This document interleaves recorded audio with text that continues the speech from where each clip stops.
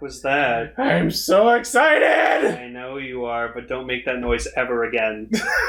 No, legit, that was actually really creepy. It was a bit scary, actually. I'd rather you just do your... Ow. Cue the roll call. What?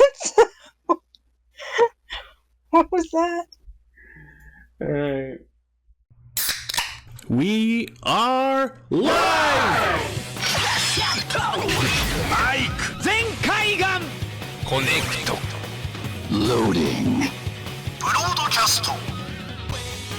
Tempered Zeal! Bluecaster, Super Ichi! Loud and impulsive. Greycaster. Late. A spark of courage, the power of dreams. Orange caster, global soft perka.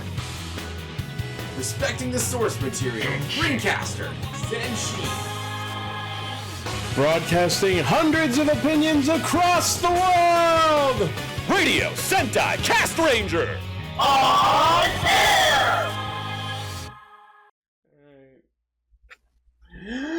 Welcome, everyone, to episode 310 of Radio Sentai Castranger. And Blaze is on point with the Pokemon of the week. It is Manectric. Yep. Even though you spelled it wrong. You put Main-trick. Yay, Mega Manectric. That shit's fucking... The lightning bolt with a dog sticking out from it. Super Saiyan 3. Now I just want to see Manectric with actual, like, Goku Super Saiyan 3 hair. I think that'd be fucking hilarious. I'm sure there's art of it somewhere. Oh, it has to be. Alright, so we are a book full of pages who get together every week to talk about Kamen Rider, Super Sentai, and usually a third thing. However, this week is the debut of Kamen Rider Saber, so in addition to Kamen Rider Saber Episode 1 and Kiramager Episode 22, we're going to forego our usual featured topic so we can have some more time to discuss Saber, including our thoughts, opinions, hopes, dreams, worries, and theory crafting. And Paul's here. Yes. I am. Yes. Yes, Paul wants to dive into Saber with us, so... I really like Saber. Our resident literary expert is joining us, hopefully for most of Saber. Yeah. I will do my best, but yes, my goal is to look at this show because I like this pilot a lot. Yeah. I really like this pilot. It was interesting. I thought it was amazing, too. Every so often, they just make a masterpiece, and I feel like all of the shows that are inferior in between are just them plotting their next one. 01 was filler. No, 01 was amazing. No, Zero One did seem good, but okay, yeah. That was a joke. Oh. Yes. Okay. So, before we get started, if you're listening for the first time, thank you for tuning in. Hopefully you like what you hear. Make sure to follow us on all of our channels. And don't forget to use the Skip the Dishes code in all of our episode descriptions for $5 off your first order. Hashtag Feed the Castrangers. That's right. And if you're listening to this episode live with us in the Discord, or the Saturday that it comes out before the next episode airs, drop us a hot comment because you are one of our premium cast fans and we love you. We love you more than the other cast fans. Thank you for listening. I'm kidding. We love everyone. Yeah. Yep. All right. So, before we get into Saber Talk, can I just say that I am so glad that I don't have to come up with James speak for every week now. Aww. No, you need to just do like the when you open the book. Oh, like the story page description? Yeah, I was the really narration. hoping that we would have like some kind of intro thing. Oh Yeah, man, just- I'll just have to like read off in the dramatic voice. This pilot was really, really awesome. It was full of cool shit. A bunch of nerds once gathered around a bunch of couches to talk about a show. No, we're not talking about Archie. Yeah. Yeah, that's gonna sound like it comes out of nowhere for anyone. Yeah, between Extra and this, we talked a lot about Archie comics and how weird their crossovers got. Podgers? That looks like someone Poggers, it's like an internet term. It looks like- And recently. then it turned into being about Carmen Sandiego and Where's Waldo. It looks like someone took the Power Rangers logo, like the words Power Rangers, and just Squished it. and got Podgers. It's Poggers. Haven't you been on the internet? What's that mean? I've heard that, but I have It's no like idea what it something actually streamers means. shout when they do something awesome. Okay. And where does it come from?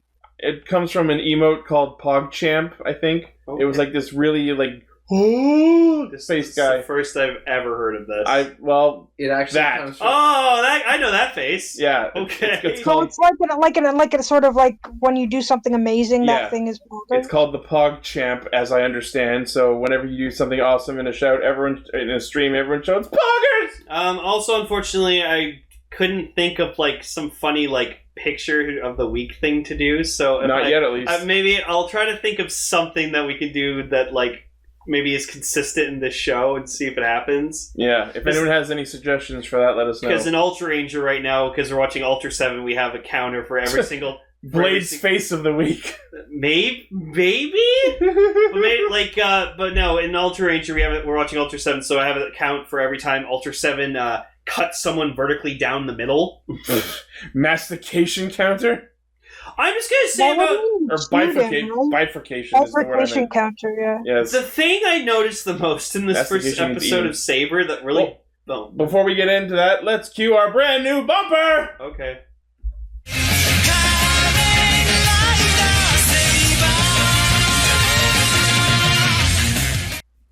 Oh, that's good. I Yes. didn't hear it.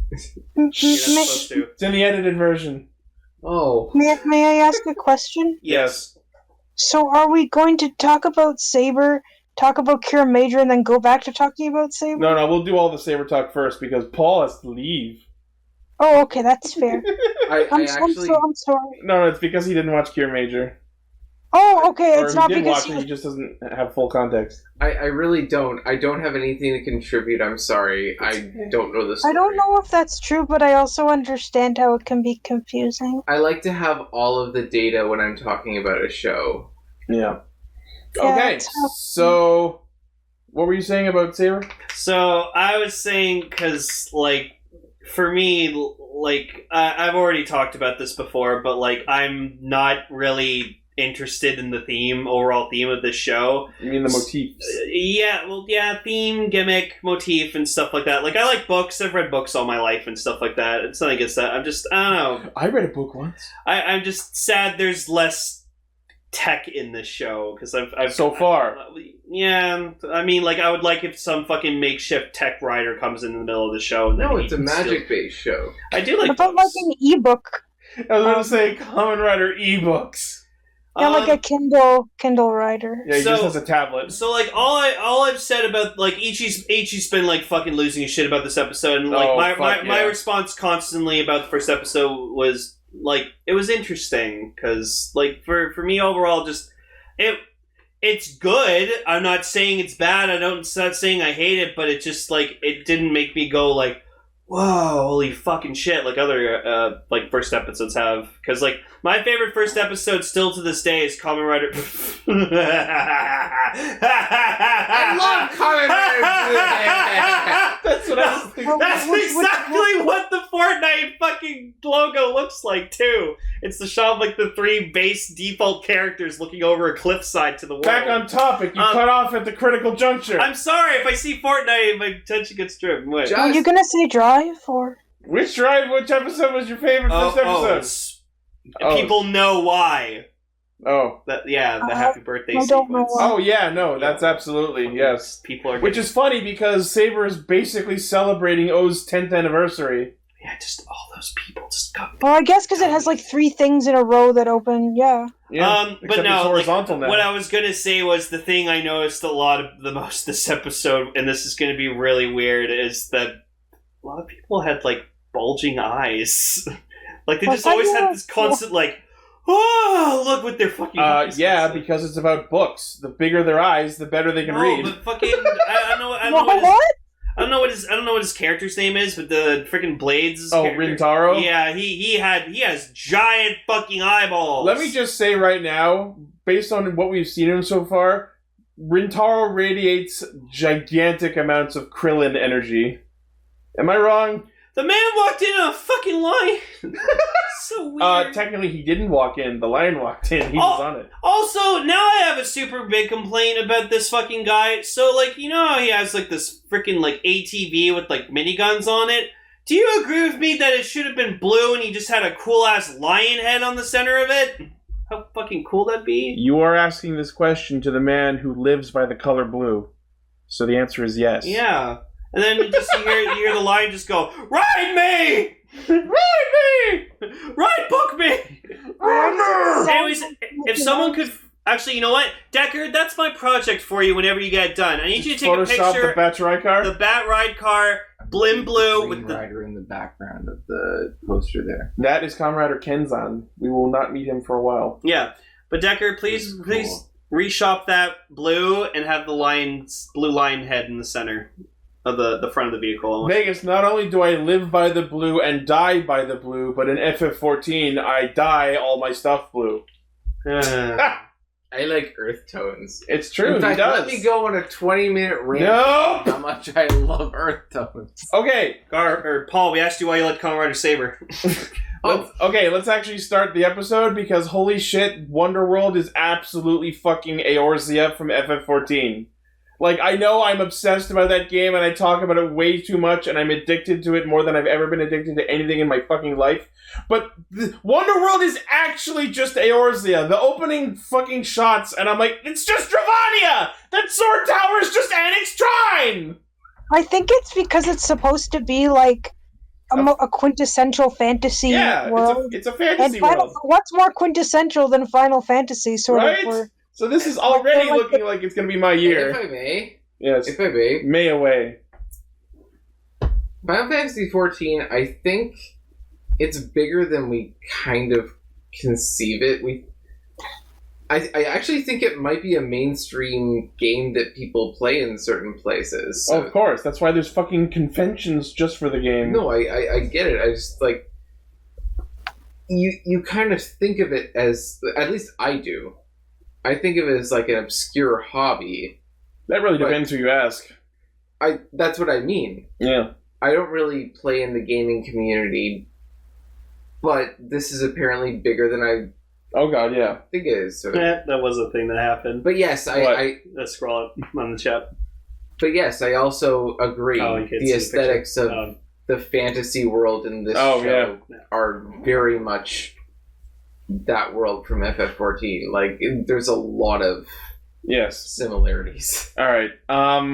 So we start with this shot of this fantasy world, and we see this cottage at the top of a thin, like, rock pillar, and inside it is our narrator Tassel, who opens with "Lecture!" And immediately I love him. I scream. See, I think he's really cool, but I really want to know what he has to do with the rest of the show. Final boss, calling it. Fucking I would not be surprised if he ends up being the big bad. They're gonna pull a DJ Sagara, and he'll be the final boss. I kind of hope he's not, but like because he's the one narrating the story, and Saber's catchphrase is, "I'm the one who decides the ending to this story." No, so obviously it's going to end with... Put him on fucking screen! Oh god! It's fucking... Stop being intolerant! Polypolio over here! I'm gonna say this right now. You mean Pillyfolio? No, it's Polypolio. It's her brother. Paul's right here, Lane. That's offensive. No, it's a different Paul. It really is. I think he's the author. Is he the author of the great big plot book? Yeah. So he's God. That would make sense too. So he's the author. So we saw that this giant book or whatever got split into all the ride books, and so I was just thinking, oh, watch, they're gonna get all the ride books, they're gonna put them together to make a giant book, and then that's gonna be Saber's final form. It's just this giant book that fits all 3 slots. And I'm gonna make another wacky prediction because the theme song is called Almighty. I'm going to guess that his final form will be called Almighty. Now, as much as I've said I'm not too interested in this series, I am excited for the amount, because the show seems like it's going to have a lot of good potential for theory crafting, because there's just going to be so much shit and we're not going to know it yet. Oh yeah, this is already full of so much mystery. I can't wait. That's why I'm here. It's like full of mystery, but it doesn't feel confusing. Right? Yeah, and it's like in Build, we're just like, we just didn't know so much, and then once we did, we went back and watched earlier episodes, and we're like, oh my god! Every answer begets yet more questions. Yep. But But yeah, no, Tesla, like, he's creepy looking. Stop being intolerant. Oh, just that, like, he seems like a nice dude, and, like, you know, I would invite him in to hang out, maybe, but, like, wouldn't want to see him all the time. He's supposed to be weird, like... Yeah. He's like sort of Tingle-ish, almost. Exactly. I'd only stay for one cup of tea, not the second. And Toma freaking did a really stupid thing. If a girl's about to be sucked into another world, you don't fucking hold her by your fucking pinky. No, you're not gonna have the strength enough to fucking hold her and bring her back if you're holding her by her fucking pinky. I get it, but you have to understand. There's subtlety at play here because Toma. Remember how in 01 the theme and the catchphrases were all based on like because he's the promise thing, yes. Like a pinky promise. So in 01, Aruto was always talking about people's dreams. Jump toward your dream, live your dream. Take off toward a dream. Toma's thing is promises. Because he broke the promise to this girl by not saving her life. Because when they were joined by the pinky, it is like a pinky promise that he broke. But still! I know, you're right. Sucked into a fucking hole, you grab her by her fucking hand, not just your pinky! And when you're being sucked into a hole, you don't have time to properly align your hand. You swing and hope someone catches your hand. Well, we don't know how the situation started. They could have been doing a pinky promise when she was starting to get sucked in. That's also a good idea. Or she could have been holding his hand and then slipped all the way. I think it would be absolutely hilarious if, like, we get the full context on this scene, which we clearly will at some point, and it actually was just them, like, doing a yubikiri, and then all of a sudden there's a torrential gust just sucking her up. And that's why it had that moment happen the way it did, I guess. But, like, we don't know... We don't know yet, yeah. We don't know who this girl is. We don't know why they were, like, what their association is. We don't know what happened to her after she gets sucked into a book. We'll find all that out later. I bet you any fucking money, like, there's, like, a fucking queen or royal family of this world. She got sucked in, became this fucking world's ruler. Toma's gonna fucking see her and be like, hey, it's me, Toma! And she'll be like... Did you notice... Rider? Did you notice in the preview for next episode, there is, like, a princess who's, like, the head of the sort of Logos organizations, probably. I think that's Sophia, the story keeper. Maybe. Which is kind of cool because, like, Sophia the First was also a story keeper. I just want to address Changeling Rider's comment there. May is the girl in the flashback. I don't think so, because how did she get out and doesn't remember that situation? I mean, that's what I thought at first until they showed that, and it was like something she forgot. That would be a really weird stretch. It makes much more sense for it to be a separate character. No, and you know what? It's fine for, like, a main character to have, like, be around two female protagonists. It's fine. Yeah. May was just incredibly weirdly relatable. And holy fuck, can she scream? I mean, yeah. Like, not at the beginning where she's sort of, like, demanding him for the stuff for selfish reasons, but when they get to Wonderworld and she's just flipping out, like, oh my god, there's dragons and the sky and Also, and then he turns into a Kamen Rider and she's just like, We'll get to that. 7-2 is saying, what if the girl turns out to be Caliber? That is an interesting thought. Because honestly, Caliber's voice sounds manipulated. It is, obviously. What if it is a girl? Oh my gosh. What if Caliber is like just some symbiote that just needs a human host? You mean like Guy Zorg? Exactly. Oh my god. This show basically is Ryu Soldier, but better. But like with...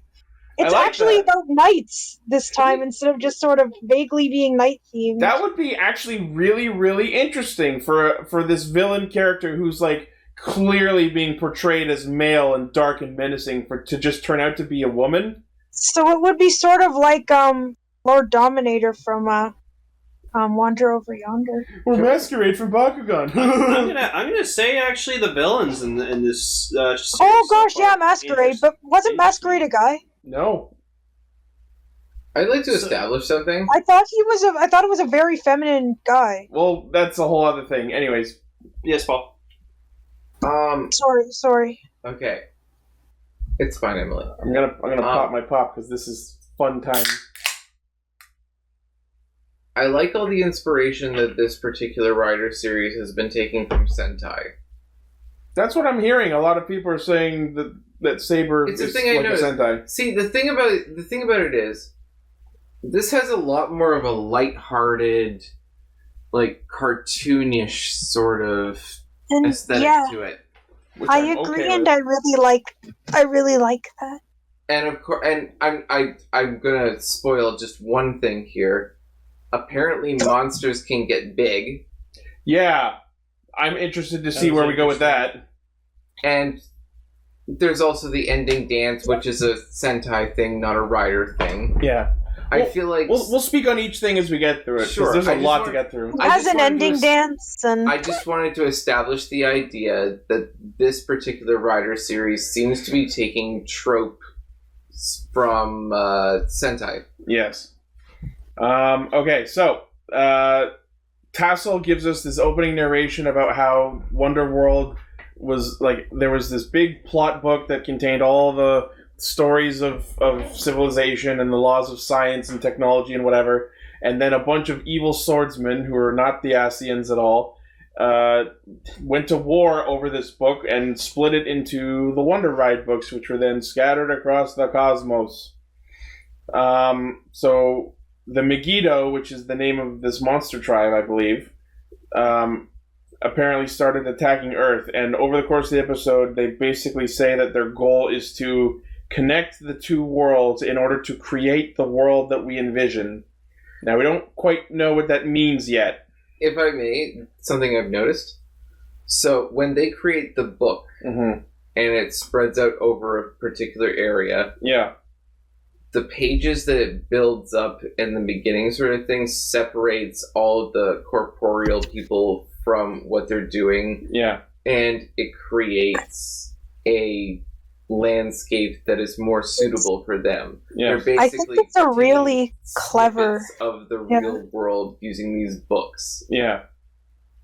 That it allows there to be like a battle area with like a force field Yeah. without it seeming super contrived, and it also lets them go to the quarry or the warehouse or the fighting area Yeah. with a page transition. They literally, the big book that connects the world literally turns its page and they change to a different location. It's It's kind of genius. Like, it's kind of It like is how absolutely genius. if anyone remembers this anime, it's kind of like how in X 1999, when they could create like a huge field around themselves where they were outside of reality, but they were still. You mean in like the- Digimon Tamers? The Digimon Yes, fields, yeah, sure, yeah. Yeah. I guess. But what I mean is, like, you know, they go to a separate area where it's not populated, where they just fight something. So, during this attack that we're not given full context on, we see a young Toma who then gets separated from this girl who it seems like he knows, but when we cut back to him in the real world, he's like, man, what a weird dream. So clearly something's affecting his memories, or maybe it was a girl he never really met and just happened to be in the area at the time. But we also see this old man wielding the sword, the Kaien Kenreka, and he basically pulls a Louis Soir in that he does a big flashy fire attack, which apparently fixes everything, and then he's just gone. Yes, but then Toma wakes up as a kid and he's still in the Brave Dragon book, and I like to think that might be him. There are so many directions this thing can take. Right? This can go so many ways. It's either like a mentor, his father, some random ass dude, I don't know. But Your thought, Lane, that the previous Saber put himself into the book is an interesting thought. One that I won't immediately discard, though I wouldn't have thought that myself. Yeah, because like we didn't see him turn into Saber. So We are to understand that this man was Kamen Rider Saber previously, because when Saber henshins in this episode, Caliber notices who he is, as if he's seen Saber before. Yeah. So I believe the idea is that this man, whose name we haven't been told yet, was Kamen Rider Saber before, and then because of whatever happened between him and young Toma in this scene that we don't have full context on yet, he considers him a worthy successor and just basically blew himself up to stop the attack that was happening immediately and essentially bequeathed his power unto young Toma, not unlike that of a Keyblade ritual. It's like a legacy sort. Yes.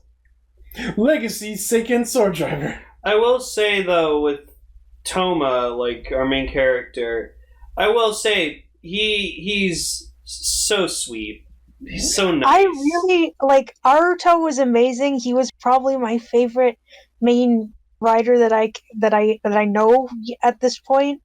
And then Toma comes in and he's just as great, and just as Aruto, he's sweet in a different way. Like I feel like I could hang out with Toma. Because like Kamen Rider Miss Frizzle. Yeah, because like I knew he was kind of is. Oh my gosh. Because like I knew he was a writer. Like he wrote books and stuff like that. But I didn't know that he owned a bookstore.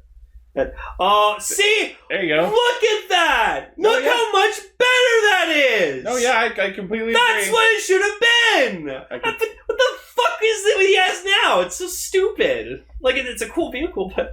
I completely agree. You know what I just thought? Huh? Remember Spectre's machine hoodie? Yeah. Super form. Yeah. Combine with the bike. Please, come on! That'll be King Lion Daisenki. But yeah, like, we'll see. Like there's a line where he says where like he's like talking to the Golem's just like, we'll use books to make people suffer, and just you see Toma just like, no, books aren't meant to make people suffer. And I just saw it and I'm like, this guy really cares. We will use books for the power of evil. What would you humans know about books? And Toma promptly He's responds just like, humans write books. You fucking moron. Humans write books. I don't really know how to feel about his mindset, because it seems like he really respects stories and their worlds, but it also seems like he doesn't actually think they're real, which is weird because he should know about how like things come alive because of his job and the fact he's a writer, but also he just went to a world filled with dragons and flying sky whales and still doesn't. I think what he, like, that memory of him during that attack where the previous saber was, it seems like he's just dismissing it as, oh, it's just a bad dream. So maybe, like, his memory was affected by the event? Maybe it was just that to protect him. Yeah. Or maybe he just spent enough of his life in that world that he forgot that part of his childhood. Yeah, he even said, like children can understand this in a way. Like, that's what he was saying at the beginning, and I think maybe he's going to learn, maybe I forgot something I should have remembered in order to fight better and be a better rider. It's hook logic. Which is funny, because there's a Peter Pan book, which I'm currently holding. I'm certain of it. Okay, so back to Toma. So he is our main protagonist. I said it in a previous episode, but haha, his name is Toma, because Tome. Oh my gosh, yes. Don't fuck with me. I have the power of writer and books on my side. Yeah. So this is our protagonist. He is not only an author, but because he was struggling as an author, he opened his own bookstore, which I gotta say is a genius move. Apparently the building they use for the bookstore in, it's the barber shop. Because if you noticed outside, it had the little barber pole. And speaking of outside that building, it has the most adorable open-close sign I've ever seen on any store in my life. Yeah. Books, Yeah, no, it's just a book, and when the book is open, it says open, and when they close the book, it says closed. It's adorable. I kind of want it. No, yeah, you can probably find that on Amazon. The premium Bandai. Open close Bandai book. Open close sign. Yeah, and speaking of this bookstore, people in the community over the last week pointed out that one of the books that's in this bookstore is apparently the Shishin Pui Pui book from Kamen Rider Wizard. Which is a really nice touch. So we need a Kamen Rider like Waz ride book. Oh my god. I just like you open it and like when he's doing the description you just hear like the narrator just going Iwai! He's going Iwai! Iwai! Yeah, it'd be fucking amazing. I want that. I wouldn't get it, but I want it. I just want it to be there. I know you would. I'm getting the Drive Ride book, obviously. The Drive book? Yes. Okay. So yes, he has this cute little bookstore. Yeah, he reads stories to children. And he like immerses them in like imagination and stuff. It was really cool. Yeah, he tells them the story of Alibaba and the 40 Thieves. Yeah, Like I say, he's Kamen Rider Miss Frizzle. I just thought it was He does weird. seem a little like that. I just thought it was weird that a bunch of kids were excited, wanted him to read Three Little Pigs, and I'm like, what kid in 2020 wants to listen to Three Little Pigs? Maybe they have respect for the classics, Lane. I mean, I do. No, wait. I'm Canadian. Therefore, he's the Kamen Rider version of the Bored Witch from the Triplets on Teletoon. Yeah, the Triplets, Paul! High five. Fucking love that gosh, show. I do not remember that, and Me yet either. I watched. I'll look it up. It's I remember it. It's a French-Canadian I bet I'm gonna see it and just instantly remember. But yeah, so we get this cute little animation of like, as if Toma and the children he's reading to are in the story, and they do the whole open sesame scene. And what's behind the boulder? It's his editor. His editor coming in the door demanding the script be handed over. Bam! Triplets! Oh my god, I remember this. Damn. I don't. What? Fucking great show. It's So I don't know how I It's- don't remember this. It's female Huey, Dewey, and Louie. The animation reminds me of. No! That's not that at all! I mean, kinda. They're red, green, and No! blue. I mean, they're triplets. They're wearing red, green, and blue. Come on, Paul. They all have the same face. Go to various countries that might have treasure for Uncle Kenny. No! Caillou's sisters. No, his sister's Rosie. No! You do not compare the triplets to Caillou. I liked Caillou actually as a kid. Caillou is awful. Should never have been written. Hey! If we didn't have Caillou, we wouldn't have One Punch Man. No. Okay, let's get back to this. One Punch Man was a parody of Ampun. So in walks May, who is One Toma's Punch Man editor. is clearly Charlie Brown, and you know it. Good grief. So yeah, she walks in demanding the script be handed over, and he goes, "Don't worry about it. It's done. It's just in my head." Well, fucking write it down. The literal credo of everyone who has ever considered themselves a writer ever. Guilty. It's done. It's just up here. It's in my brain. How am I And yes. supposed to come up with how to write? Absolutely guilty of this. I am. Me too. Yeah. Yeah. So the villains, whose names are based on the latest version of the translation I saw, are Legeru, Zeus, and Stories, because legend, zoo, stories, because creatures, animals, fairy tales. Their names match up to the slots of the driver. God, you're just gonna be fucking overwhelmed with like all these like puns and real meanings behind all these fucking phrases. Yeah. They have some kind of weird arm on a stick that writes books for. Yeah. Yeah, but Changeling just said the same thing. What's with the severed hand? They say something about these are altar books that they're writing to connect the worlds or something like that. We have nothing close to full context on what these Thing are is, yet. what's wrong with connecting the worlds?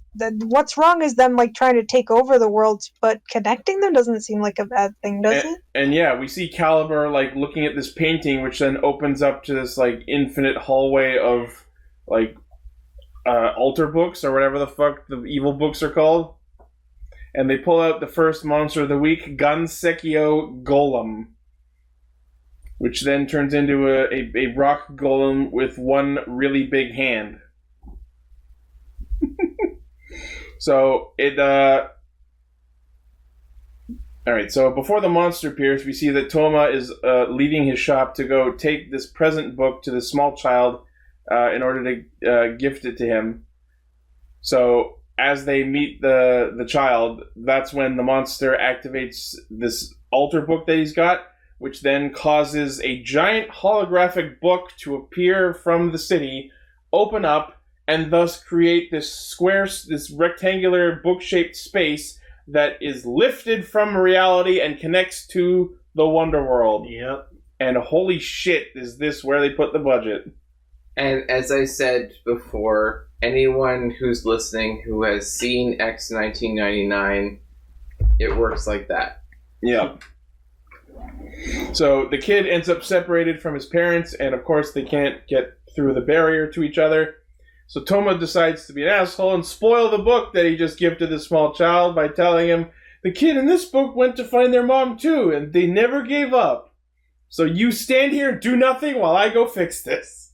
I thought that it was neat how he related to the story, what they were going through. He seems to handle children pretty well, which is pretty obvious. And the where she falls down and is saying she's hurting a lot, then it zooms out and she's sitting on him. Yeah. Oh, Ichi, I heard that so differently. What? Just he handles kids really well. Really? And then I was thinking of the scene from fucking School of Rock. Listen, I haven't touched by your kids, and I'm pretty sure I've touched them. Oh my god. Yeah. But getting into a character that I noticed in this episode that I took interest in. So I like, he didn't have really much to say or do, and he didn't do much, but he was always there. But this guy, Zeus, apparently his name is. He looks interesting. He looks like he's one of those guys who's kind of like unhinged, and he's gonna like do something that's gonna make the other villains go like, dude, the fuck? Like, that's not part of our plan. It's like, whatever. I'm just trying to have fun. He's the fun one. No, because like, it's a pun on zoos because the 3 slots of the driver are sacred creature, divine creature, sacred animal, and fairy tale. So the names of the 3 monsters are Legeru, Zeus, and Stories, because legend, Zeus, stories. Yeah. So this guy, like, it's just when Toma turned into Saber, he just saw like his face just go like, interesting. So I feel like he's gonna be like kind of like the powerhouse of the 3, and he's just really gonna he's gonna tear fucking Saber a new asshole when he fucking fights him until Saber gets his super form and whoops his ass. Sure, but honestly, this is a character. He's Phoenix. He's Demushu? You were waiting for me to find like a character or something I'd be interested in, so I'm going to keep watching this guy. He seems very interesting. So. Okay, cool. Yeah, so I'm interested in one of the generals, I guess? Yeah. Well, he's more Sentai-like, apparently, so here we go. So yes, as they get pulled into Wonderworld, May just starts her fucking screaming fits as she's like rapid fire photo taking with her phone. I did not know you could do that with phones. I know that with cameras. That's totally a thing. Just like she's reacting in a way that makes perfect sense. Like, you see a world full of giant flying dragons, and you're gonna be taking pictures. Yeah, no, that is actually perfectly understandable. Jonah Jameson. Pictures of Wonderworld. Yeah, bring me pictures of one. In his prime. Yeah. He'd be sending Peter Parker to get pictures of Wonderworld. Well, sucks for her that they end up all blank. I also like that Toma kind of fucks with May a lot, which is cute. It's like, oh yeah, but he also says that he likes those things about her. Like, I like your curiosity and your... It's like, oh, your curiosity's adorable. It's like, oh, I gotta go out with my friends. Yeah, that is kind of important. Well, I guess I gotta heed my promise. Oh, so you got it done? Oh yeah, for sure I did. Up here! Yeah, we were talking about that earlier. But what that conversation says to me is that not only is Toma's thing protecting promises, but I feel like May's going to take advantage of that to like manipulate him. Like being told about someone's promise that has to be kept is going to be Toma's weakness. Be in the middle of the fight. No, you promised to be my buddy. Shit! The keeping promises is really, really important. Yes. I'm really glad that that's actually going to be his... He just seems like a really wonderful person that... Yeah. In lots of ways, I can't wait to see more of him and get to know more about what he's like. Yeah. So as the worlds are connecting, the golem is going around attacking buildings, and what's interesting, which we saw some of during the flashback, is while the worlds are connected, buildings that get destroyed start fraying like pages of a book. That's really interesting. It's pretty cool. And it matches on the altar book that they have, the amount of destruction that's on it. Yeah. And we see that as more destruction happens, the white like gate book or whatever that they have is slowly turning black. So it seems like they're going to destroy the real world that they connect in order to quote unquote create the world that they envision. So we're We don't starting to know see a bit really of, anything about. yeah, we're starting to see a bit of what they're doing, but we don't quite know all of the why. I mean, it's episode 1. We're not going to know everything up front. But what caught me off guard was the fact that we got a fucking eye catch. Yeah. Yeah, it even showed the Brave Dragon book, and it said like Brave Dragon. Yeah, I'm like, we got an ending dance, we got an eye catch. This is We got an ending dance. yeah. An ending dance. We'll get into That that. doesn't happen in Rider. Yeah, Ever. not since like Hibiki. Well, even Oh, I asked you if it ending was the first time ever, and you said it was the first time. The first time there was a dance, I think. Yeah. So yeah, Toma does his whole spiel about how humans are the ones that write books, and books shouldn't be used for evil and all that. And the monster promptly responds by dropping him under a ton of rocks. But of course, he's got the Brave Dragon Ride book with him since that flashback, which then promptly turns him into a Jedi. Well, it protects him, I think. Decker, I'm gonna say this. I've listened to the opening theme, and yes, I'm not saying the ending theme is like bad. I do enjoy it. It's very, very pumps you up, but I like the opening theme because it feels very like happy-go-lucky, and like I feel like with the visuals in the opening will kind of make it more redeemable. Yeah, I'll hold off final judgment on the opening till I see the visuals, but what I'll say for now is that I like the ending theme far more. I think that should be the opening. The actual opening sounds...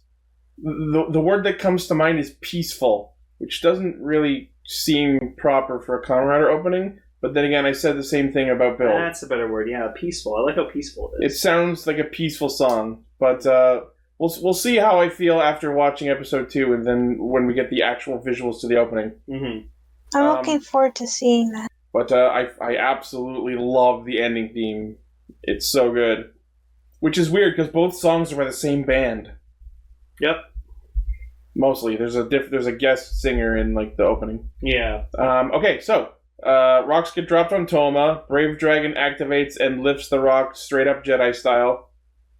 And then from the book comes the Sword of Fire, which he draws. And what's interesting is like some of the trailers and preview material we got for Saber had that like awakening of his powers shot and like framed completely differently. So I wonder if that preview version of his first henshin is going to be used somewhere else. But like it clearly showed the belt being spawned from fire. So maybe they just scrapped that scene. Anyone who watched the previews and like episode 0 and all that will know what I'm talking about.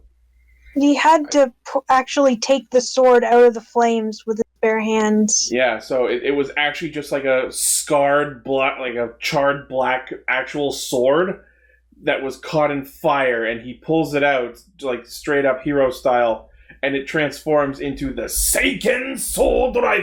Yeah, he was ready to fucking henshin too, and he's like, "What?" And then he gets a full henshin animation. We'll get into that in a second, but yeah. Oh, sorry. Before the actual henshin, we see Rintaro, who's Blades, and he's like, no normal Homo sapiens could draw a Seiken. So that immediately tells us that Rintaro is not human. That's why No, he's not a Homo sapien. Yeah. Because he's not from that world. He's from the world that From got another conquered. dimension, I guess. Yeah. Okay. The Saber henshin. Oh my god! It's so good! Pretty cool. It's pretty nice. I am so excited to see more henshins like this. It was a straight up stock sequence. He's in like a library. A giant Brave Dragon book plops down behind him, and that's why the Amazon Japan version of the Sword Driver comes with that box. So Ichi, it's a Sentai transformation. Yes, it is, and I'm Hopefully okay with reminds- that. A lot If of you're the okay with XA that, that's great. I'm not even... Fuck you. As someone who grew up with shows like Digimon and Sailor Moon, I love the shit out of stock transformation good sequences. transformation sequence is always like really, really uplifting for some reason. This is my fucking bread and butter. This is the kind of shit I live for. This is exactly what I needed, and I can't wait to see Blades tomorrow! Oh, it's so good! I'm just really hoping that we don't drop this by episode 20 like Exate did. We saw it like twice with the fucking Gekitotsu robots, and then it was gone! We never saw any more of them ever again! Please don't do that again this year! I want more of these! Every time! It's so good! So good! Blades is very possibly going to be my new favorite rider. Okay, well, I hope you like the character too, then. Oh my god. It seems pretty great so far. You know what I forgot to talk about in extra? What? The Tenku Pegasus book. Oh, yeah. It was revealed over this week that there's another blue ride book, the Tenku no Pegasus Wonder Ride Book, and I'm 99.9% sure that is going to be the third book in Blades' set. So his full form is going to be Pegasus Lion Fantasista, and it's going to look so fucking good. He's going to have wings. Maybe they'll form a cape over his shoulder. Oh, it's going to be so good. I'm so excited. Oh, so man. Yeah, there it is. Tenku no Pegasus. Oh my god. Man, this show is really buttering me up. Aww. So yes, the Saber Henshin. When he activated it, we also found out that apparently the forms, in that there's going to be like a 1-book form, a 2-book form, and a 3-book form, the same way that Exate had levels, the riders in this show have volumes. So the base forms of each of the riders are their volume 1 forms. Oh, so that's what they were talking about when they were saying... And I fucking love that!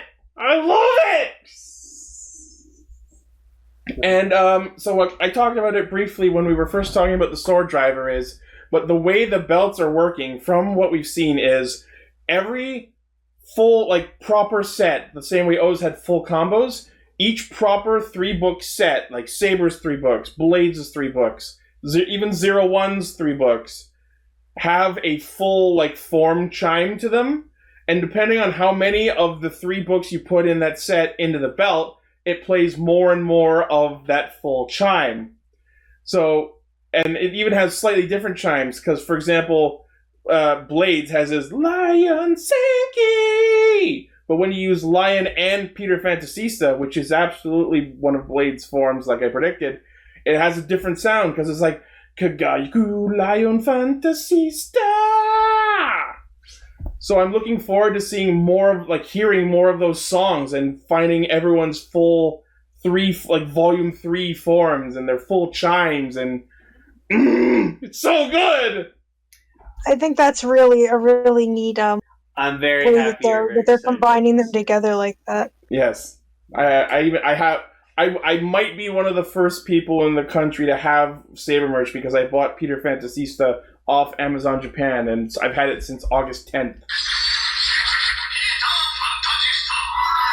Okay, so I've found my thing I'm gonna do for Saber in terms of a picture. Okay. So since I'm so interested in Zeus, I'm just gonna have a Zeus pick of the week. There you go. So there we go. I had to zoom in on that, but there he is, all being like, "Yeah, doing evil shit." Yeah, I was thinking he looked really psyched. He looks like he's up for chaos. Also, just all 3 of them, Zeus and whoever the guy who summoned the golem was. They both look like half Japanese, and I like when we have characters like that. I would actually really enjoy it if that were the case, because it makes sense because they're from another world. Exactly, but yeah, no, I'm really I'm. He looks like he's gonna die first. You're probably right. I hope Unfortunately, not. I was thinking the same, but I don't. Okay, before we get too far into that, I'm so sorry that I've stolen everyone's attention gushing over the henshin. Anyone else want to share their thoughts on it? I think it's cool. I'm not saying it didn't wow me for some reason. I don't want anyone to die. It just, I don't know. It's cool, but again, I don't know. I'm getting a weird vibe with this show that I'm just it's a lot of things. It's weird. Okay. Paul, thoughts on the henshin? It's a move in a different direction. Mm-hmm. It is a clear statement that they are taking inspiration from another Toku franchise in order to make theirs seem a bit more new. Okay. On that note, Yes. I love Sentai henshins, Uh-huh. and I don't think it's not welcome in Kamen Rider. I actually think it looked really cool. It was really cool. It's really transparent. You know what I mean? What do you mean transparent? Just so you can tell right away it's based on Sentai engines? Yes. Well, that's not a bad thing. It's not a bad thing. It's just very obvious. If they wanted to try to have it be their own thing while not alluding to that, they didn't do that. But if they were trying to be really blatant about it, then yeah. Well, it's not like I expect to see them doing group henshins in the stock footage. That would be cool. Although, but- now that I say that, I wouldn't exactly mind. Fuck. Anyways, this is not a bad thing to me. Point. Okay, you're right, but to me, that's not a bad thing. That's a very good thing to me. Sure.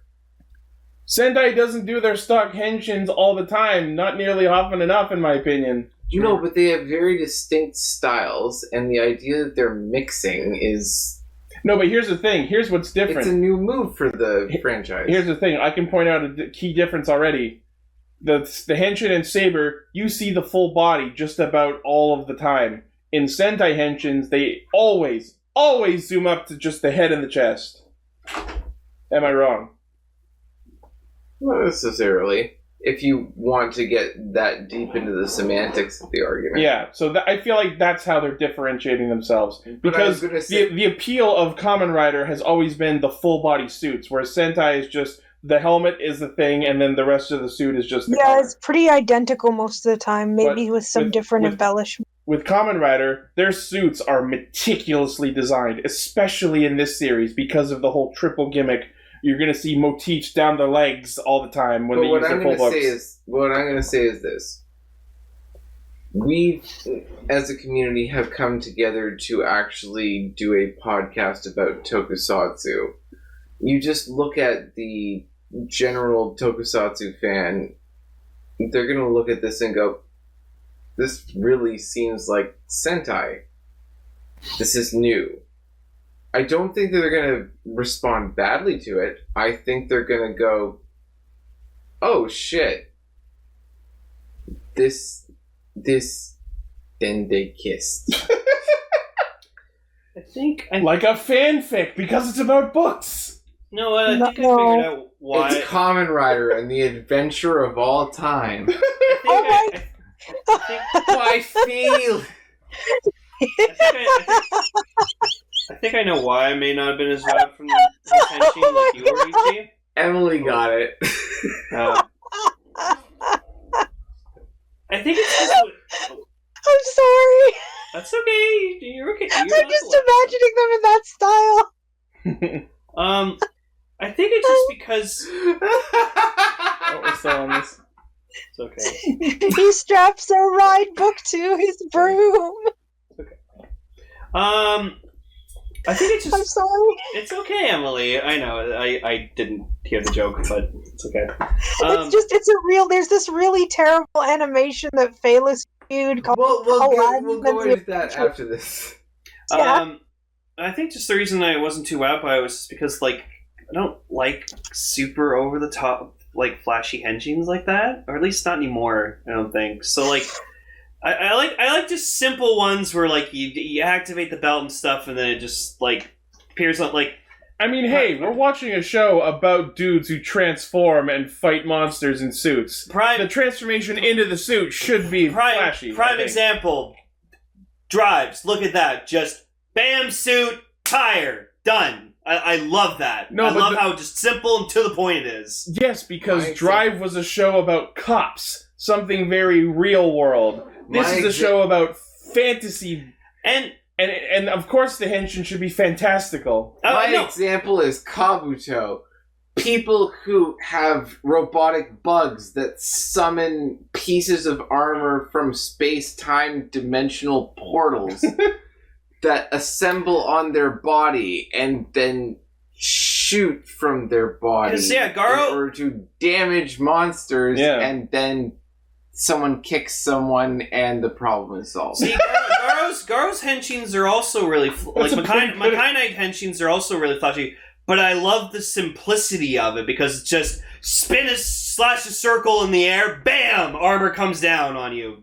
Love it. I get it, and there are a lot of really good simple henshins. But I think this being as flashy as it is for Saber is perfectly on brand. And I'm not saying that it shouldn't be that. I'm just saying that it's not your flavor. It's not my flavor, and that's at least fine. anymore. So I'm as much as it kills me to say this, I'm sure they'll drop the big video game cutscene henshins by mid-show. We'll see. Because that's what I'm interested to see what the quick henshin's going to be like. Because I always keep going back to Kabuto, where eventually they literally would put Zector in belt, cast off immediately, run to the next shot, fully transformed in their By the way, rider Kamen Rider Impact. Yes, Garo would be an excellent example of a henshin. That's what we're talking about. Yeah. Yes. Emily, any other thoughts on the henshin before we move on? I think you guys have pretty much covered it, to be honest. I really like it. I do think that they're going to drop it pretty fast because of how long it is. But it's cool that we got to see it.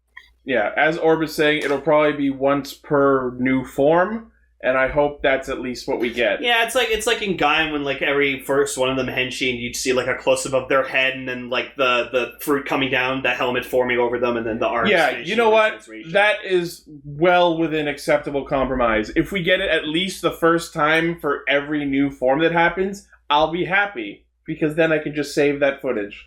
I think it would have been cool, honestly, if the henshin was the book went over him, and then you see Toma, and the pages are flipping through him, and then the helmet forms as the pages turn? Yeah. You know what? That's a good idea.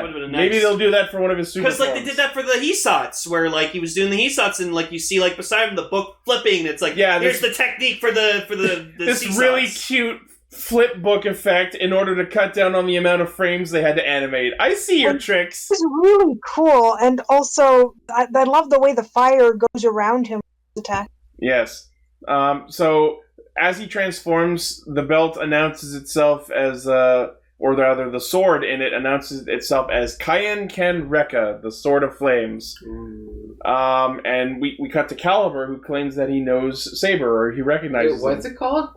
The name of the sword that Saber uses is Kaien Ken Rekka, which means the Sword of Flames. Oh, okay. Bungekibo Rekka. Basically. Because Cayenne is the name of a really, really spicy spice that you put on. Well, it's hot. Yeah, that's what I was talking about. The Hisats where the book was beside him. Those little mini cutscenes when he activates all his different attacks. Yeah, no, that was cool. Love it. Oh, that's so... It's like fucking cinematic attacks in a video game. Yeah. That might actually be the idea. That's probably exactly the idea, and I am here for it. Oh, Saber's gonna be fun to play in since a it's video book game. themed show and yet has very video gamey. Yeah, we just got the announcement for the next Rider game, and it was before Saber even started, so now we have to wait another year for the next game. Can I say something that can go either way? Sure. This is gimmicky. Absolutely. Very much so. Very thematic. I have seen Kamen Rider series that are less gimmicky than this do really, really well. I've seen really gimmicky Kamen Rider series that have done really, really well. I like where this is going. Yeah. I like the aesthetic. I like the writing. I like the characters. I pretty much like all of it. My greatest fear is every time I watch a Kamen Rider series with any sort of attention recently, there's an episode that makes me go, no.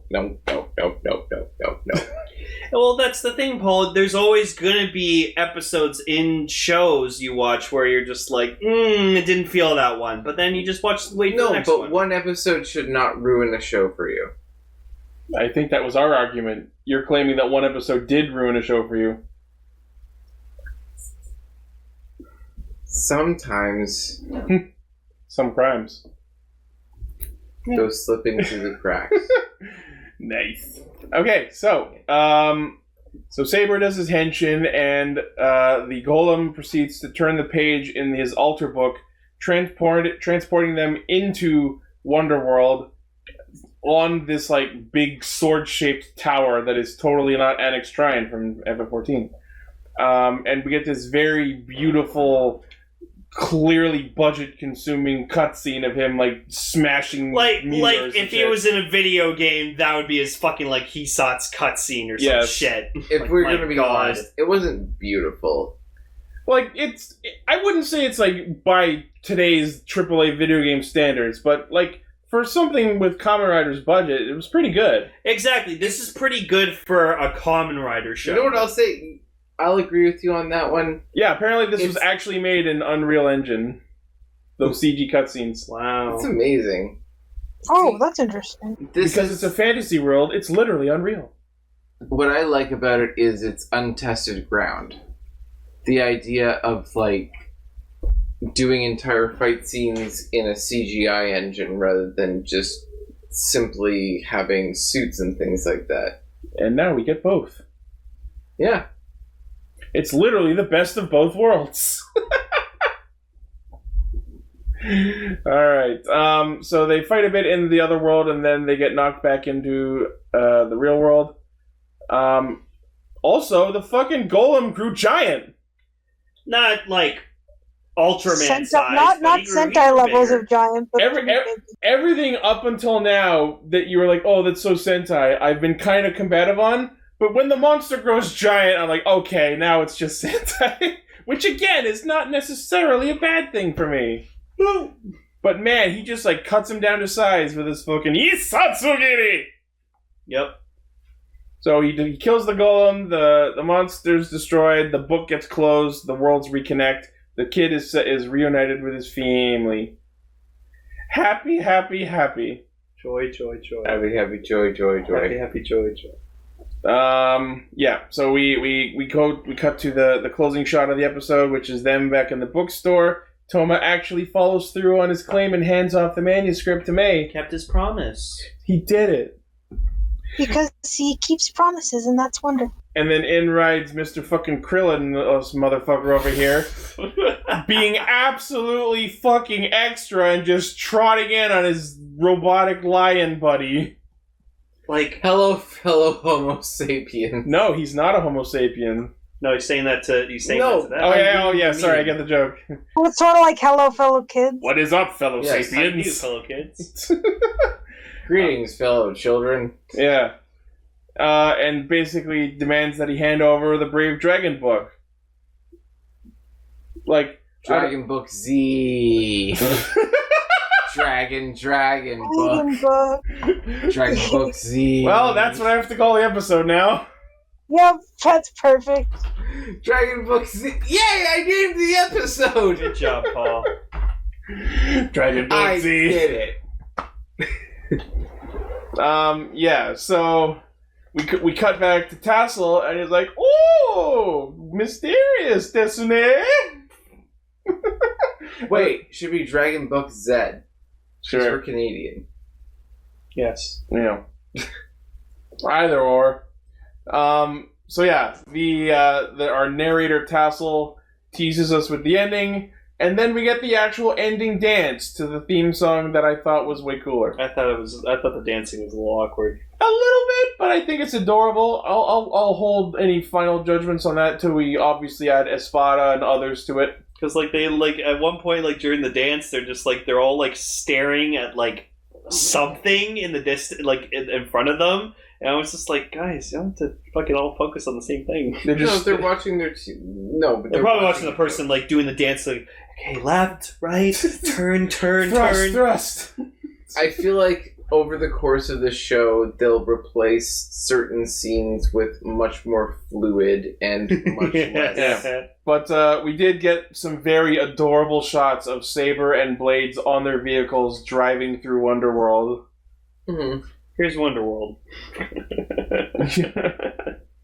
And some very also adorable shots of Toma, Rintaro, and Mei apparently sneaking through a museum of giant things. It was weirdly adorable. Especially when you see, like, the giant mug, and then, like, the open book, which has names on it, like Charlie Chaplin for some reason. One was like... Yeah. What was that, Emily? Uh-oh.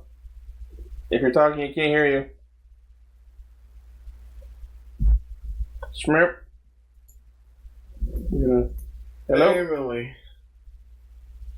Emily, we can't hear you. We appear to have lost Miss Maybe Orange just move Caster. around, and put it back in. Boot around, put it back in. Yeah, hold on. If you can hear me, Emily, I'm gonna kick you out. Just rejoin. I don't know this. Disconnect. There you go. Uh-oh. I almost kicked her off the server. That would have sucked. Yeah.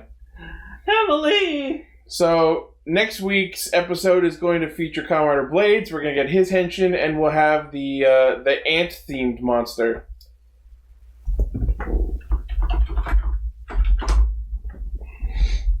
So that's interesting. I'm looking forward very much to seeing Blades' Volume 1 henshin. And his war against Aunt May. Yeah. Hello? Are you there? Emily? Emily. Uh-oh. I'm going to try reconnecting. Hello? Hello? Alright, anyway. Alright. I can't hear you. Yeah, we don't hear anything yet, but if she fixes it on her end, she'll speak up. Okay, so that was episode 1. So, yeah, overall thoughts. That was fun. It's overall, as the first episode, it was really cool. Like the characters are really interesting and stuff like that. It just, yeah, I don't know, just like something about it. Just I'm like, yeah. So I'm interested to see where it's going.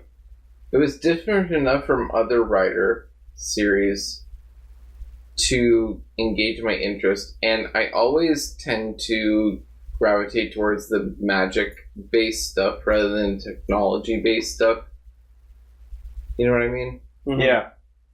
Yeah. Like, this is interesting because, like, we did just have 01, which was very, very, very technology-themed, which is also good because when we did our FAQ special, I said I wanted a Kamen Rider based on hackers, and that's kind of what I got. Yeah. But, like, this is, like, so far on the other direction that it's refreshing to me, even though it was just a year ago. And then, of course, there was the unspeakable horror that was Zeo, which kind of was both, you could argue. Mm-hmm. They were time magic, but they also had fucking clock belts. See, ow! Sure. Yeah. I miss Drive. Yeah, it is all you need. Yeah. So, anyone want to talk about theories, wishes, hopes, dreams, promises, anything for going forward for Saber? Well, I hope that Zeus doesn't die early, because like everyone's apparently everyone in the chat's fucking comparing him to Phoenix. Yep. Apparently, and I'm like, he's the Angie one. He gonna die. My theory with Zeus is just that he's gonna be like, again, like the unstable one. Like, you know, he's kind of bored with like their plans going a bit too slowly, so he decides, you know what, I'm gonna kickstart this. I'm gonna alter the plan. So like maybe he'll try to like attack the Saber himself, and then like the villains will just kind of have to like keep him on a leash because it's like, dude, can't fucking do that. Like, you're going against Caliber's orders, and he'll be like, he's like a wild zoo animal. Exactly, and like, you know, I feel like what your character is going to go through the things that you're saying right there. I honestly think that's how this character is going to go. Yeah. I hate to say it. I really do hate to say it, but I really do think that your character is going to hit a peak where he's just at his most unstable. He'll be beaten, and then the protagonist will have a He'll be beaten in order to debut a new form. Yeah, no. I expect him to eventually get defeated, but I just hope he lasts longer than anticipated. I genuinely think that if they do that with his character, there is enough there to have a really interesting story arc. Mm-hmm. But when it comes to these shows, they follow the same framework. They just tell a different story each time. So I think they're going to have to rely on their creativity when it comes to the story arc with this character. One thing we didn't talk too much about, in case anyone has any specific thoughts, is Kamen Rider Caliber, your evil rider. Any particular feelings? Like Caliber? The purple one. The purple one who was like Saber. Yes, yeah. I feel like I'm honestly calling it. He's gonna be someone who. Fuck. What was I gonna say? Just it's gonna be like a reveal where it's like, oh my god, it's this person. Like, oh my god, and then he's just go like. I like our idea earlier that maybe it's a symbiote, and then it's using as a host body that girl who was sucked up into the book. Maybe in the flashback. Or, like, I know we saw Caliber in the flashback, and like maybe it's the previous Saber. That's not impossible either. No. Caliber being the previous, but the descriptions that we read before the show said that the previous Saber fought against Caliber. So I don't subscribe to that idea necessarily. They decided to just take Geizorg as better him in this. This show is just Ryu Soldier, but correct. Yeah. And just, in terms of the flashback, I think just Toma ended up being in the wrong place at the wrong time and stuff, and so, I don't know. Like, I have to watch a couple more episodes as this goes on and, like, maybe see some stuff, and I know that... Oh, Emily fixed it. Hello? Hello? There we go! I think there was just some Discord server issues. I think the Discord needed to update because I left it and then I put it back and it said there was an interrupting. Okay, cool. Well, we got no problem. I just gotta watch more of the show as it goes on. I'll have more theories, but I'm excited for Zeus. So I hope I think you should continue to watch it because I actually want to continue to watch it. Oh no, I'm not gonna watch this. Like, I have to for the sake of the podcast, but like I'm a Kamen Rider fan. Of course, I'm gonna watch this new series every year, even if I don't like what it's brought to the table. I'm not gonna be like, ugh, fuck this shit. I'm still gonna watch this. That's the thing. It's interesting. It just doesn't cater to what I like in terms of stuff. Yeah, like. Tom wasn't here for this episode, but I saw him say something about possibly skipping Saber, and I'm like, even if you don't like it, like, we're still doing our show. Like, I hated the living fuck out of Zio, but I still watched it. Yeah, and like Gar, like, I get it. He doesn't like watching Rider week to week. He'd rather just marathon the series by the end, and like, I forgave that because it was funny. Yeah. But then we have Raven over here who refuses to watch Kiramager for some god-awful because he keeps reason. fucking showing up when we were talking about the stupid filler episodes. It's his fault. I keep telling him, if you watch this show, you'll see the plot happen. God damn! I'll watch the Rider week to week, but That's fine, man. Sentai is just not your bread and butter. If you can be here most weeks just for Kamen Rider, that's enough for me. Sure. I can do that. Could Greencaster be re-added to the core cast after all these years? Emily, closing thoughts on Saber. Any predictions? I'm really, really excited for this one. Me too. I agree with Lane that I do like tech-themed things, but I also really like things related to other worlds and stories. So even though I'm not too like as big on fantasy as I am on sci-fi, I'm really excited to see where this goes, and I'm really excited to meet the other knights, because I know there's a lightning-themed one. Yes. And I'm the opposite, because I prefer fantasy to sci-fi. I prefer, like, high fantasy, high concept. If stuff is like Lord of the Rings type stuff, that I'm usually not very interested. Yeah, that's an interesting distinction to be made. If I may, the way I quantify it is sci-fi has science, high fantasy has magic. I tend to gravitate towards the magic shit.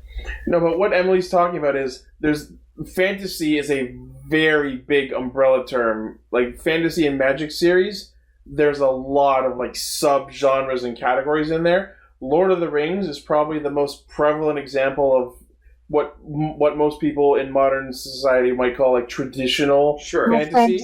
Yeah. And I get it. It's kind of played out. You really have to change something about the way fantasy works in order to set yourself apart in today's society of oversaturation of fantasy stories. Well, what I'm going to say is this. My favorite Marvel hero is Doctor Strange. Take that as you will, because Doctor Strange is the Sorcerer Supreme. He's an interesting character, and he commands outlandish magical powers. But the reason that's able to set itself apart is it's Doctor Strange, who is a magical person, but set against the realistic Earth backdrop. As opposed to something like Lord of the Rings, where it's elves and dwarves and orcs in a fantasy world. The best fantasy stuff is like sci-fi and fantasy mixed together.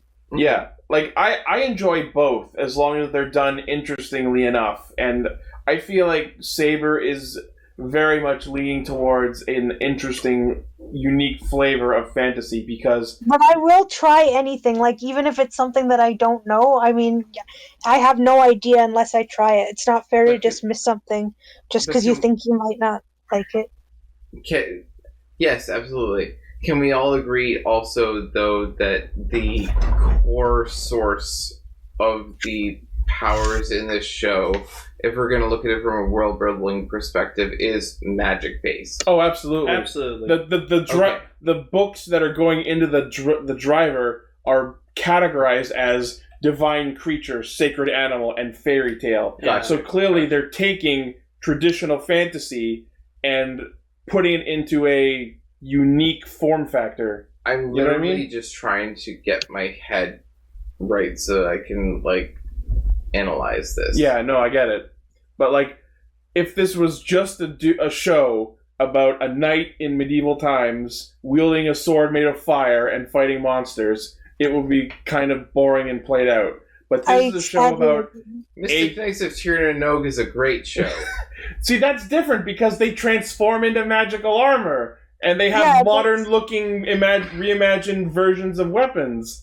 That's exactly what I'm talking about. The Witcher is a great show. I don't know anything about The Witcher. I've never seen it. I just know apparently it's good. That's all I know. It is good. Kamen Rider Saber looks to me like the third in a series that begins with Mystic Knights of Tir na Nog and Ryu Soldier. This is the next step in my kind of fantasy. This is what happens when you do it right, or at least that's what it looks like based on the pilot so far. It's got like video gamey, cutscene-y goodness to it. It's got very well done effects considering its budget. It's got very well flavored aesthetics with its suit design. It's got interesting gimmicks. The sword looks fun to use in the belt. The books are well designed and interesting, and the voices are good, and the form chimes are good songs. It's like, I can't think of something I don't like. Ichi? I agree. 100%. Yeah. That was a great pilot. Do you think the writing was good? The aesthetics are great. The lore is great. And there's mysteries everywhere.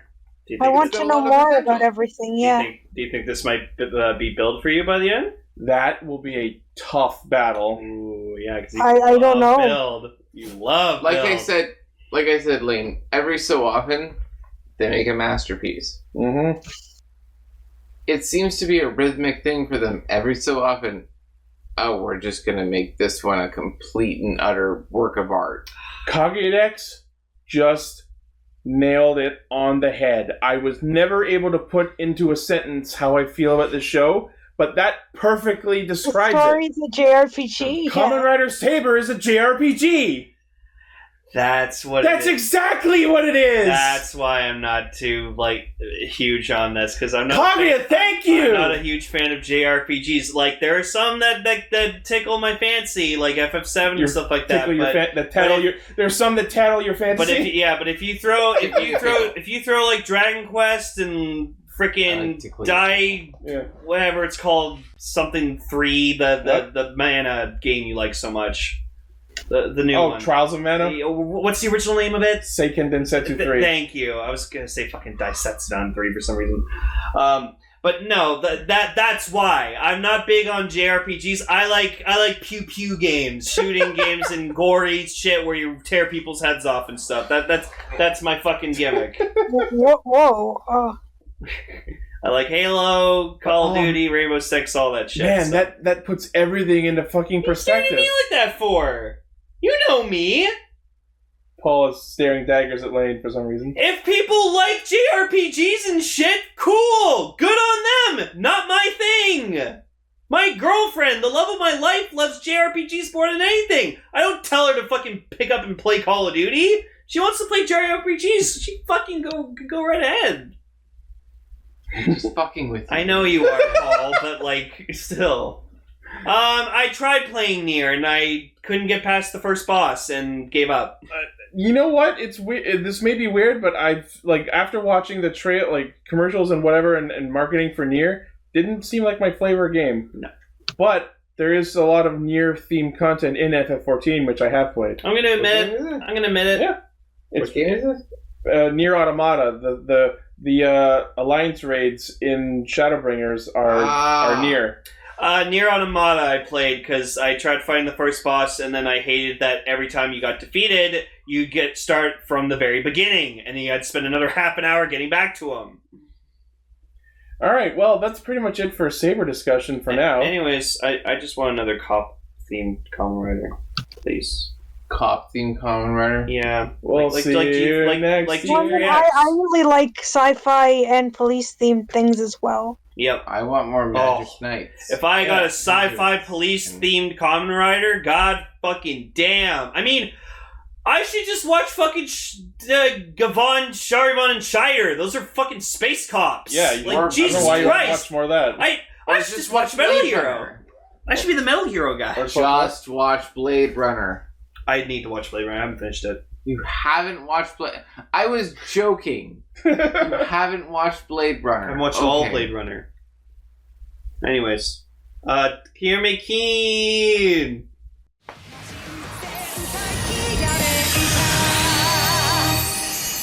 Oh my god. They go back in time, Shark Train Mech, end of Kiramager. Oh my god.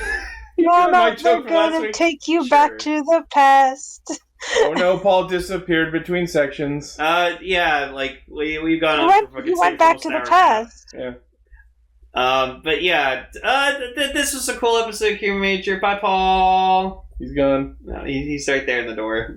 Don't spoil the behind the scenes.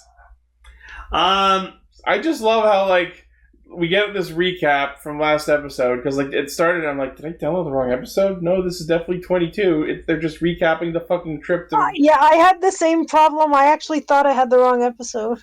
And then it just, like, abruptly cuts back to the fight, and it's just like, oh yeah, we were getting our fucking asses kicked by this goddamn shark monster. Because, like, the last episode just sort of ended in situ like that. It just... Yeah. So Kiramager ends up actually getting blown apart back into its components, and then the monster decides to leave because I guess it spent all its energy for the day. I like that afterwards when the Kiramager stones were resting, they were cracked. Yeah, so, and they were getting buffed. Yeah, they were being. You're gonna buff that out. Working at the Stonewash. That's gonna be like $25 at least. Damn. Going through the Stonewash, babe.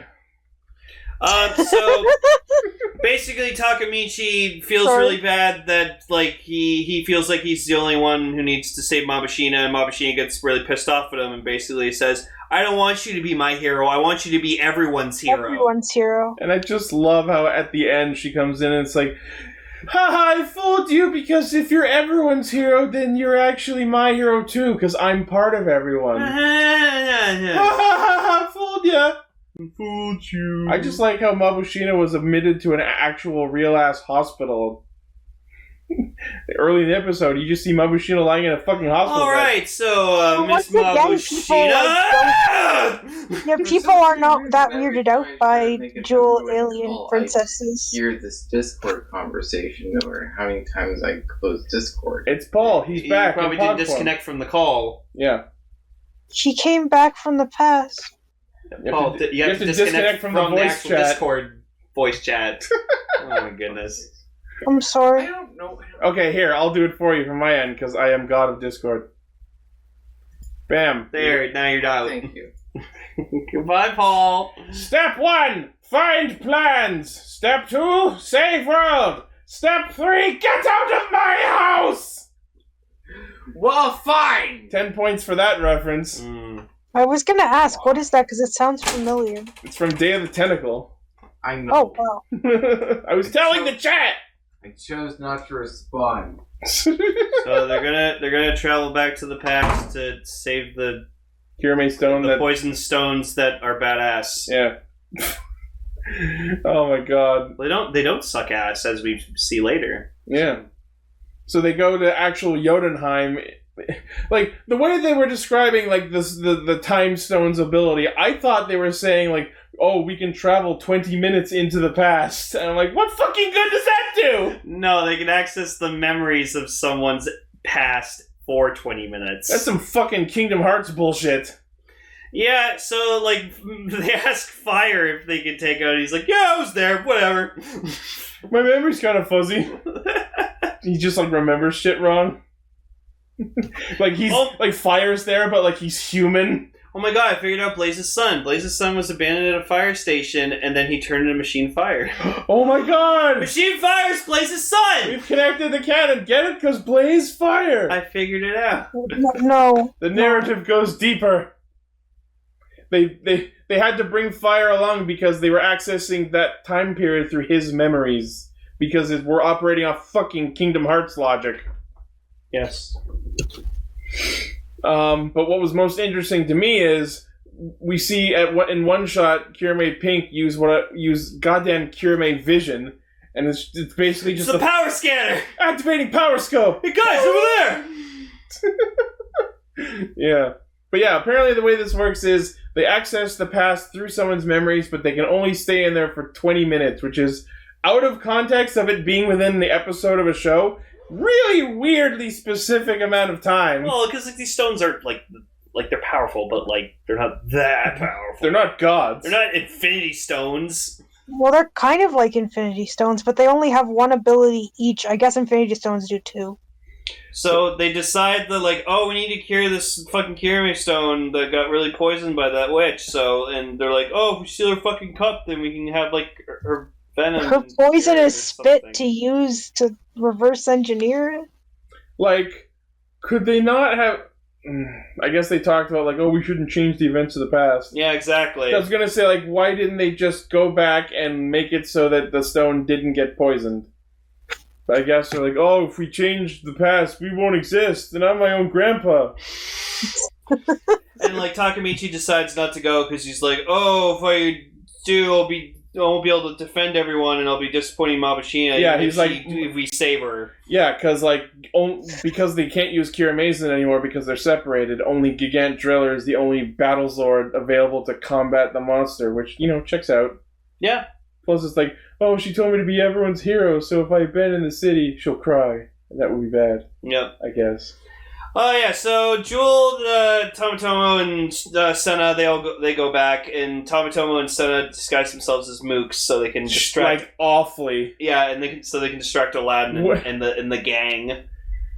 Yeah, they like fight Aladdin and the Queen and Takamichi's past self, and holy shit, Aladdin almost hands them their asses. Aladdin literally, his little fucking hat thing he's got on his head looks like it's just half of the Pope's hat. Plus, it's so weird how it's like floppy. Like, well, Mabushina looks like she's wearing a bra on her head. Can you make part of the thumbnail where you just shop Aladdin's face onto like the Pope? I feel like that would be a great out of context, like people seeing it would be like, why is he on the Pope? He's just the Crystal Pope. That's basically it. Yeah. It even sounds like a popey kind of name, just like Aladdin. Aladdin, like the Saint Pope Aladdin the Fifth. Crystal Popesy. Crystal Pepler. What I was thinking too was Crystal Popesy. Oh, I miss Crystal Pepler. That was so funny. So Jewel decides to steal Shigeru's fishing sword technique somehow and tries to fish the cup out of Numajo's hands because they apparently need to get a sample of her poison for Hakatami Nami to create the antidote or something. And man, Jewel gets his ass handed to him by her. I love that he even tries to, be like, oh, I'm here to take your dishes. Nah, I think you look like a Kiramental warrior to me. Fucking proceeds to just fucking wail on him. I can't believe he tried to pretend he was here to take her dishes. And then, so random. And then, Fire's like, alright, we gotta get the fuck out of here, we don't have time. No, before that, the best thing was, so he fights her with his sword for a while, and then he just has this brilliant moment where he's like, wait, all she has is a sword. I'll just fucking shoot her. Yeah, and it actually fucking works. For a little bit. Yeah, but then, Fire gets impatient. He's like, okay, we gotta fucking go. So he grabs everyone, leaves, and, they're just, it was a weird shot where you see them, they're just standing, perfectly still, in fire. And it was really weirdly shot. It's because they're inside his stone form, not his vehicle form. And so, Tomoto's like, so you got the cup, right? No. And he's like, what the fuck do you mean you didn't get the cup? And, it was so funny to think that, they actually failed the mission, but of course he's like, she spit some poison on my sword, can you take that? And just fucking, Hakatami Nami's just like, oh, God. Oh, it smells. Well, it's poison, I should hope so. Yeah, there you go. Thanks for saving me some work. Oh, you even fucking got the half of the Pope hat. Smelled pretty terrible, though, from how people reacted. Yeah. That's great. Garza's like the evil Pope. Yeah. Is there an evil Pope? Is there an anti-equivalent of the Pope? I don't know. I can say that I'm pretty sure there was a Pope who decided that the coronavirus was caused by homosexuals and then caught the coronavirus himself. Awkward. So that's a pretty evil Pope. Right? Stupid hat. So yes, the Aqua Stone comes out of nowhere to save Takemichi from Garza at the last second. And it transforms into Mashin Zabyun, which is literally a flying shark train. Of all the things it could have been, that's not what I expected, but it's really cool. It was really cool. I love it. Oh, this mech's fucking dope. It's nice to see King Express, fully complete. Before we get to the King Express, we see him, chase the monster, swimming through the ground, jumping through buildings. Oh, it was so good. And then this legit ass highway chase for a couple seconds. See, I wasn't thinking Mach. I was thinking Cashern. I was thinking Mach. Yeah, no, well, yeah, he gives up big Mach vibes, but he reminds me of Cashern. Yeah. So I love that. It uses the ability Lorenzini search. I imagine that you have shark-like searching abilities, so go ahead and find him. And then they so find... that's what the shark thing was about. Yeah, so they use shark sonar to find the monster where it's hiding, and then when they knock it over, for some reason you just hear an actual car alarm going off, and that fucking slew me for some reason. And then yes, it combines with Machine Express, and we get what I consider the true form of King Express Zabyun. With what sounds like what might be a new battle theme? Question mark? Oh, it sounds fucking cool. Right? But yeah, it's got Jaws attack, it fires off Megalo Blaster, it's red as fuck. I'm thinking about buying it. That'd be cool. And they'll have a set that comes with the complete thing. Yeah. So there's Cashern. He does kind of look like Cashern, yeah. So it's what? I mean, you know me, yeah. I like water element, and this is pretty water. The character designs in the Cashern Sins anime were by the same person who did the Ochamajo Doremi design. But now I'm just really hoping that frickin' Garza decides to have a complete mech with Smog Joki. Yeah. That'd be so fucking cool. So after all this, you know how we resolved this whole tense plot of Mabushina being cursed by the witch? Oh yeah, Machine Zabyun cured me, I'm no longer cursed. That was fast. Excuse me? Well, apparently they only have the 2 stones, so... No, but they did say that Kirame Stone was really powerful. Curing Kirame Stone. I think that's why the witch, poisoned it because, like, she knew it was really powerful. It just had the healing ability. Yeah, makes sense. It's a water element. Water... I guess, but it was just seemed so anticlimactic. Use the element which brings life. Water. Yeah. I guess I can accept it, but it just seems so abrupt after all these episodes building up to, like, this whole curse thing. Yeah, I thought it was going to be, I thought it was going to be that they'd have to get all 4, and... That's, yeah, and, like, now why should he even bother finding the others? I don't know. They'll find some reason. Garza will... Why isn't Blaze here to see this? Wow. Oh my god. What Please. Oh, His look at the fire. chat.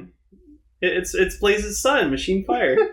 Oh my god! That's canon. Wow. Now. Someone show it to Blaze immediately. We need a Oh my screenshot. god, why? We need a screenshot of his response. So send that picture to him. No context. He'll have to listen to the rest of the episode. So yeah, next week, Babashina's mom's alive. Because fucking of course! I thought we weren't gonna change the I past! swear she got dusted. We saw her get dusted. Right? What's this about now? Maybe they used the stones to wish her back or something. I don't know, maybe. Maybe it's Garza. Maybe it's not really her, I don't know. Mom, is that really you? Yes, my daughter, it's me. Would I lie? Too bad. No, Mother! You're alive! Too bad you will die. Die! I would love if that was the key. She just came back and she was evil. No, but I just want it to be Garza. That'd just be the funniest Oh, shit. just him disguised? Yeah. Drag Yeah, just the whole fucking just freaking dark helmet. Just fooled you. He is that kind of asshole, isn't he? Like I said, Garza's my favorite fucking thing in this show. He's so fucking cool. I love how schemy he is. I love how progressively angry he gets as the show goes on. He doesn't take any of Tarantula's fucking bullshit. But not only is the queen alive, but apparently the premise for next week's episode is they're gonna pretend that the conflict with Jotunheim doesn't exist and that it's just a stage play they're putting on. What's this, Mario 3? What's that about? I'm so confused. I'm enjoying the fuck out of the show, man. Yeah. It's so good. It's like, why? But it's an entertaining why. Because, like, we get 2 episodes of plot and then just, like, fucking weird, random, weird, stupid bullshit. episode. Exactly. It just has a good mixture of, like, good plot and good fun times. Like, it's so weird. It's so, like... I want to call it well-paced. Yeah. It is well-paced, I think. Well-paced. Yeah. Oh, man. But I can't wait to find out why fucking Mamushina's alive. Mamushina? Mamushina. That's what I'm calling her. I genuinely can't remember what her actual name is. No, I'm calling her Mamushina. Mamushina. Mamushina! Mamushina!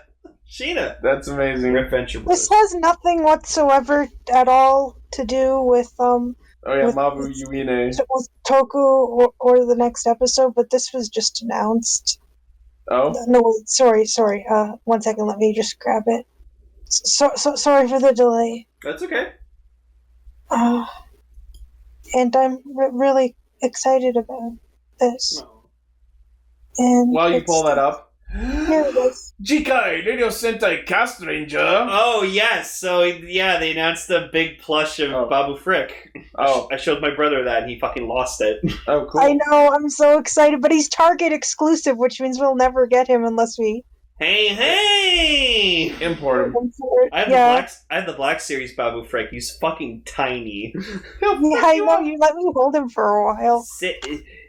Joy Vego Ba! Alright. So, Jikai, Radio Sentai Castranger. Next week we'll be going back to Samurai Flamenco with episodes 3 and 4. Oh, I can't wait. Raven's gonna have a ball with that. Yep. Mamushina! My brain always just defaults to Mamushina, which is sad because Venture Brothers got canceled. Rip Venture Bros. Yeah. Ichi explained to me some really dark shit in that show. And I Oh, was yeah. like, oh boy. Although apparently Adult Swim then said they want to see more Adventure Bros, so I'm wondering if that means they're just going to make it movies or something now. I don't know. I like Patrick Warburton's character. Oh, Brock? Yeah, he's cool. He's cool. He has a lot going for him throughout the show. Everyone's got shit tons of backstory. My favorite's still the screaming ghost. They call his wife up and he's just like, honey, you've been dead for 50 years, give it a rest. Yep. It just fucking stops. Alright, so that is Castranger. Thank you all for listening, watching, liking, sharing, favoriting, subscribing, and using our code in the description for Skip the Dishes. I can't wait to tell Gar. He's like, so, how was the episode? Oh, good. We talked about Saber for an hour and a half and Kiramager for 20 minutes. And he's going to be like, well, what? I mean, we covered it. I know. Yeah, so, if you've just tuned into us for the first time, hopefully you enjoyed what you heard. Make sure to hit that subscribe button so you can get more. Yep. As always, the primary source of our Castranger hijinks is castranger.podbean.com. Oh, yeah. From there, you can find our Facebook page where I post thumbnails, our Twitter account, our Discord server where you can listen to the show live Friday nights and chat with all these cool people in our Discord server chat. Our Patreon where you can pledge to make the show, help us make the show better. And, of course, our merchandise store, which, as of recently, has masks on. So, Whoa. represent Castranger while you stay safe out there in these increasingly difficult times. Whoa. Building was taken over by fucking Venom. Oh, God. That's cool. They kind of melded fucking Build Hazard with Rabbit Tank. That's pretty cool. Should have been Hazard. Yeah. Well, no, that's the thing. Like, half of them's Hazard. Oh, I Yeah. couldn't see it. That's cool. Okay, so thank you all once again. We'll hear you next week. Yeah, thank you very much for listening. Saber on. Yeah. Saber on. We'll see you in the next volume. Make sure to draw your sword for the next episode. Post in the comments how we should sign off the show this year. Okay, bye.